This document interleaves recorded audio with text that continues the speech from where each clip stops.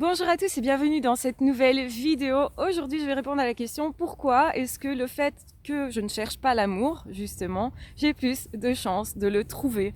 Et oui, parce que quelque part, quand je cherche pas l'amour, c'est qu'au fond de moi, je suis déjà suffisamment heureux. Je sais que je peux être heureux tout seul, que c'est pas une obligation d'être aimé et d'aimer. C'est pas ça, forcément, qui va me rendre heureux. Il y a plein de choses dans la vie qui peuvent rendre heureux, justement. Et puis, on va dire autonome, heureux tout seul, déjà soi.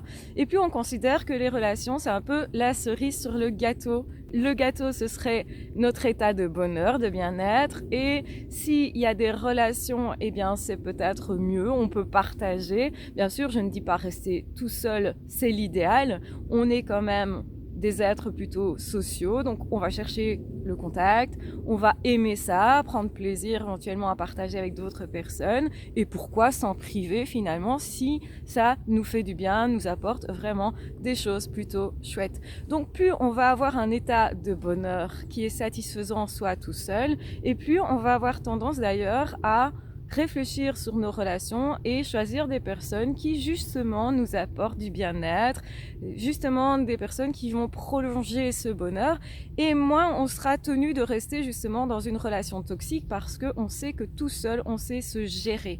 Et c'est ça, ne pas être dépendant affectif. Alors maintenant il faut savoir qu'on est tous un petit peu dépendants affectifs dans le sens où on a tous besoin un petit peu de relations, donc c'est tout à fait normal, mais il y a des degrés. Quand on parle vraiment d'un problème de dépendance affective, c'est qu'on est vraiment trop concentré sur l'amour, qu'on pense qu'on ne peut pas être heureux sans amour, sans être aimé, sans aimer l'autre. Et justement, ça va nous bloquer dans quelque chose qui nous empêche de trouver des satisfactions ailleurs, qui nous empêche de construire notre vie, qui nous empêche d'être concentré aussi sur nous, ne pas être que sur la relation avec l'autre. Le risque, c'est ça, c'est de se perdre soi dans la relation à l'autre. C'est de passer son temps vraiment à soigner l'autre finalement, parce que l'autre aurait éventuellement un problème d'addiction. C'est ce qu'on voit beaucoup dans les codépendances. Donc la codépendance, c'est quand la personne, elle est dépendante d'une substance, et moi je suis dépendante de cette personne et j'essaye de soigner cette personne pour qu'elle aille mieux. Et on a ça aussi avec une personne qui aurait un problème mental. On va chercher à soigner cette personne et mon objectif c'est que cette personne aille mieux. Donc en fait mon bonheur finalement va dépendre du fait que j'arrive ou pas à faire en sorte que l'autre aille mieux, s'améliore, etc. Et en même temps, on a besoin de ça parce qu'on se sent utile, on se sent exister. Donc on peut se poser la question, est-ce que c'est vraiment de l'amour ? Moi, je pense sincèrement que dans cette forme de dépendance, quand elle est extrême, ce n'est plus de l'amour parce qu'on s'oublie soi et on oublie du coup de se partager soi dans la relation.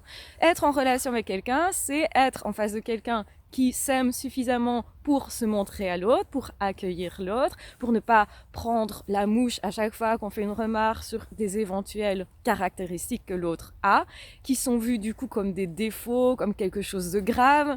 Et donc c'est pour ça qu'on prend la mouche et qu'on fait jouer notre ego à la place de notre personnalité réelle.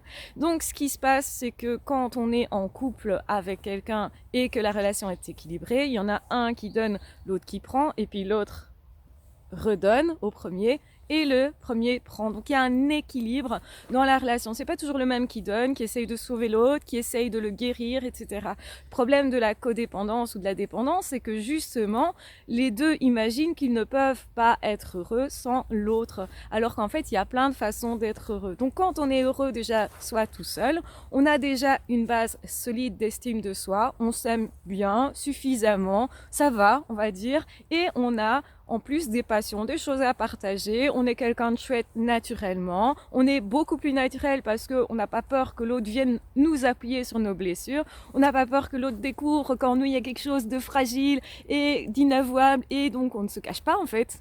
Et donc quand on est naturel, ça se ressent forcément. Les personnes qui jouent un rôle, ça se sent aussi, même si c'est jouer un rôle de gentillesse, eh bien ça ne fonctionne pas, on sent que c'est faux, on sent quand c'est vrai ou quand c'est faux. Nous tous, on a des détecteurs pour sentir si la relation est honnête ou pas. Et donc du coup, même si une personne essaye d'être gentille mais se sent blessée et se dit ah ça il faut pas que l'autre découvre, peut-être que je suis vide, que je suis pas quelqu'un d'intéressant, etc. Ben, le problème de ça, c'est que l'autre va sentir que vous cachez quelque chose. et il ne sait pas quoi, mais il va sentir que c'est faux, que ça vous inquiète, que vous n'êtes pas à l'aise, que vous n'êtes pas naturel. Et donc ça attire moins qu'une personne qui dit ok, j'ai des défauts, oui, je les connais, je sais qu'ils sont là, je ne me cache pas en fait ce que je suis ou ce que je ne suis pas d'ailleurs, je veux juste être aimé pour moi, pour qui je suis moi sincèrement.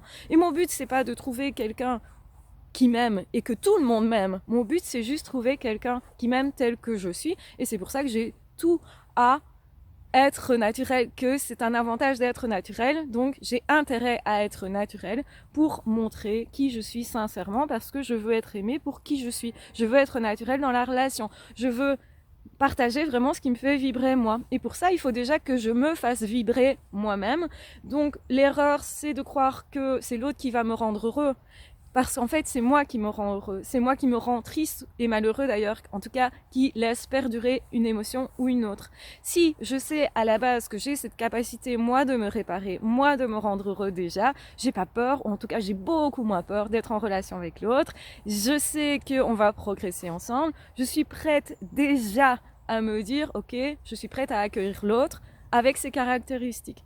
On est beaucoup plus dans l'accueil, et si chacun, on arrive à être suffisamment bien pour être ouvert à l'autre, pour savoir donner et savoir recevoir, parce que c'est deux compétences, et bien aussi pour savoir se dire sincèrement, donc dire sincèrement de quoi j'ai besoin, pas besoin, ce que je veux, ce que je ne veux pas, où j'en suis dans ma vie, etc.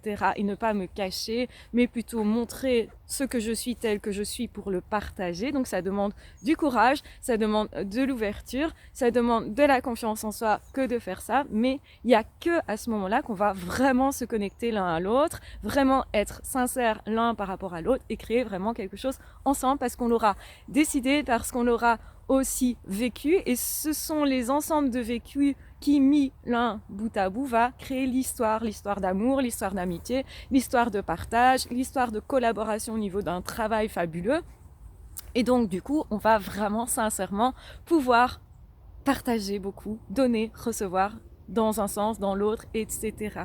Et c'est là qu'on va avoir le plus de joie, parce qu'on n'a rien à cacher, donc on n'a pas peur tout le temps de perdre l'autre, on n'est pas jaloux, on n'est pas tout le temps en train de vérifier ce que fait l'autre ou pas, on se sent connecté même quand l'autre n'est pas là. C'est une faculté qui s'apprend aussi, et on est surtout stable dans nos relations. Donc quand on aime quelqu'un, on va continuer de l'aimer parce qu'on a découvert qui est cette personne, et on n'est pas surpris tout d'un coup. Donc l'autre ne fait pas tout d'un coup volte-face, justement parce que l'autre reste la même personne, parce qu'il a été sincère dès le début. Quand la personne fait volte-face, généralement c'est que c'était pas une personne sincère, c'est une personne qui trichait, qui jouait un rôle, peut-être parce qu'il y a une blessure, et quand la personne fait volte-face, c'est souvent qu'on a touché une blessure ou qu'elle a eu peur de quelque chose, elle-même, de ses propres peurs, et donc c'est pour ça que cette personne s'en va, se distancie, se dit oulala, je peux pas continuer avec cette relation parce qu'en fait je suis en train de rencontrer mes peurs, mes angoisses, c'est compliqué, et j'ai peur que l'autre découvre peut-être quelque chose de moi, que je n'étais pas vraiment cette personne-là. Et ce qui peut se passer aussi, c'est d'être face à une personne qui a tellement fait semblant qu'on se rend compte qu'on n'a pas aimé cette personne-là, on a aimé un mirage. Et donc là, c'est tout à fait déroutant, parce qu'on se dit, mais je ne connais pas ces personnes finalement, et donc ça va m'amener davantage à partir. Soit à ce moment-là, on commence à connaître cette personne si elle commence à se montrer telle qu'elle est, il y a cette possibilité, ou soit on se dit cette personne a triché, menti et ne peut pas se révéler telle qu'elle est, peut-être parce qu'il y a des blocages, des blessures, des peurs, des traumatismes, tout ce qu'on veut, et donc cette personne n'ayant pas suffisamment confiance en elle, eh bien je ne peux pas en fait rentrer en intimité avec cette personne, je ne peux pas la connaître vraiment parce qu'elle a trop peur pour se montrer. Donc là, il n'y a pas de possibilité de relation et d'amour. Donc voilà, j'espère que cette vidéo vous aura intéressé. Donc pourquoi est-ce que finalement, du coup, quand on est bien dans sa peau, on va plus facilement accueillir l'amour et le rencontrer? Mais simplement parce que c'est plus attractif pour les autres. Ils voient qui nous sommes, donc ils vont soit nous aimer, soit pas du tout. Donc, mais ils vont prendre une décision par rapport à qui nous sommes réellement. Et comme c'est qui nous sommes réellement, ils vont forcément continuer de nous aimer parce que c'était sincèrement nous. Et donc pour ça, il faut deux personnes équilibrées qui soient suffisamment dans la confiance en soi, dans l'amour de soi, dans l'estime de soi pour pouvoir partager avec l'autre. Donc 2 personnes qui n'ont pas trop peur finalement de s'ouvrir à l'autre, de se partager et qui peuvent être honnêtes, sincères. Donc généralement ce sont des personnes qui ont déjà fait leur chemin, donc qui ont en fait travaillé sur eux-mêmes. Donc plus on a travaillé sur soi, et souvent à travers justement d'autres relations, et plus on a de chances de créer un couple épanoui. Et c'est pour ça que vous trouvez des personnes qui viennent de rompre avec quelqu'un et puis tout d'un coup, assez vite, retombe dans une autre relation, enfin recommence une autre relation, et c'est aussi une bonne relation. Pourquoi? Parce que cette personne, elle a déjà un acquis à l'intérieur d'elle-même, c'est déjà quelqu'un qui a confiance en elle-même, c'est déjà quelqu'un qui va s'orienter plus facilement du coup vers des personnes qui ont confiance en elles aussi, et qui les voit telles qu'elles se voient elles-mêmes. Souvent, on choisit des personnes qui sont en accord par rapport à qui nous sommes. Donc, si moi, je me vois comme une belle personne, je vais choisir quelqu'un qui me voit aussi comme une belle personne. Si par contre, l'autre a tendance à me voir mal, à me parler mal, à me traiter mal, et que ce n'est pas mon habitude de me traiter comme ça, je vais plus facilement m'écarter et donc éviter aussi les relations toxiques. Donc ça explique aussi pourquoi, quand on a été bien en couple, que ça s'est terminé pour X raisons, mais qu'on est resté amis, qu'on a su être vraiment dans le respect en quittant l'autre, ou quand l'autre nous a quittés, on a trouvé des terrains justement d'entente, on s'est séparés correctement, eh bien ça nous prédispose à avoir de meilleures relations ensuite, parce que notre deuil va être plus court aussi, et parce que aussi on a beaucoup plus d'acquis. Si on a su se respecter, eh bien il est très probable qu'on retrouve une relation dans laquelle on va être à nouveau respecté, et on va justement pouvoir à nouveau construire. Donc on construit nos acquis au fur et à mesure des couples. Donc ne croyez pas que si vous vous retrouvez tout à coup célibataire à un moment de votre vie, que vous n'avez rien compris, rien appris, vous ne recommencez pas en réalité à zéro, vous recommencez avec qui vous êtes devenu, et ça c'est le plus important, c'est qui vous devenez quand vous êtes en relation. Je vous embrasse bien fort, je vous aime très fort, prenez bien soin de vous, et de toute façon on se retrouvera très vite dans d'autres audios ou dans d'autres vidéos. Ciao, bye bye.